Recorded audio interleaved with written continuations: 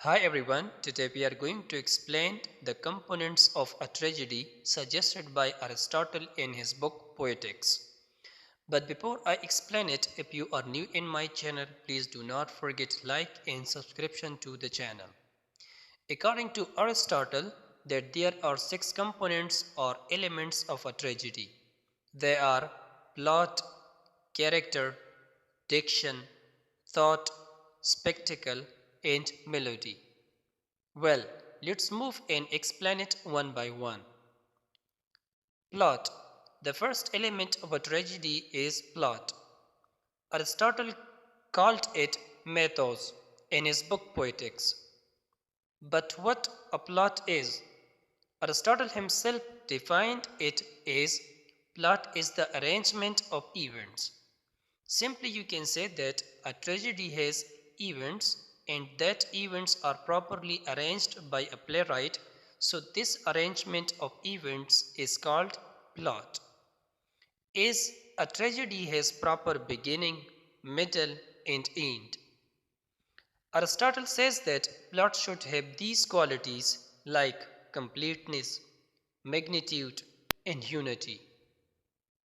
And as you know, completeness means the plot should have beginning, middle, and ending, and it should be complete. Magnitude means that a plot should have proper length or size. And unity means that every event should be connected with one another.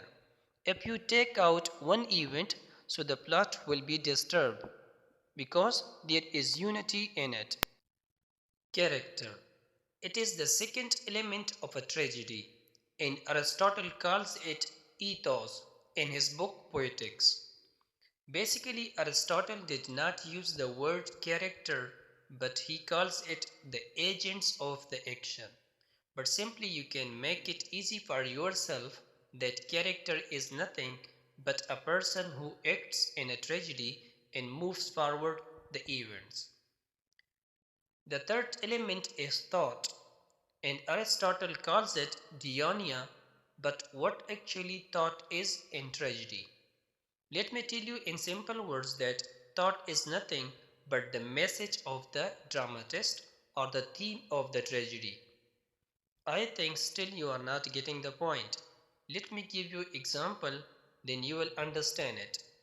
For example, if a writer wants to teach audience justice, morality, etc., so it is called thought of the tragedy.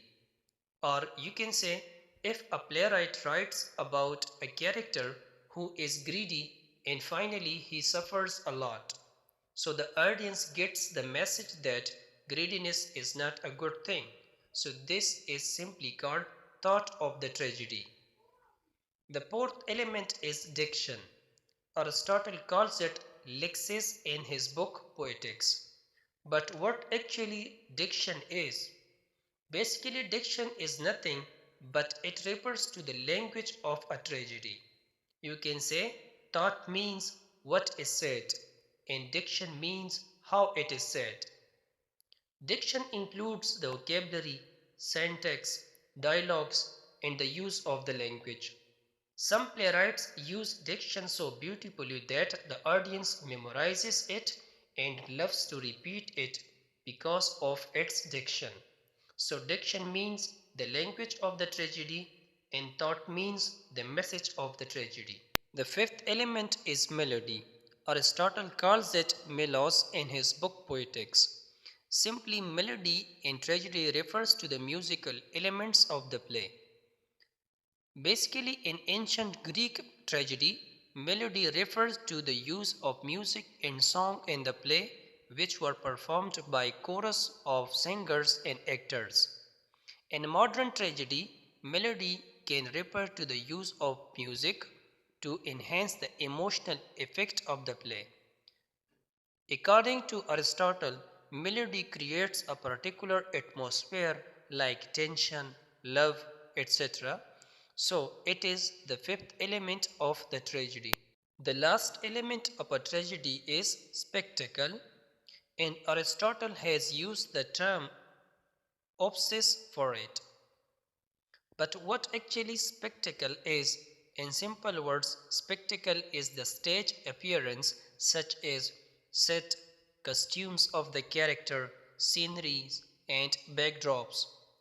Appearance of character in stage, etc. are considered to be spectacle of the tragedy, and it is considered to be the least important thing of tragedy or the least important element of a tragedy by Aristotle. Well guys, if you have enjoyed this lecture, please do not forget like and subscription to the channel in order to encourage me to bring for you such lectures.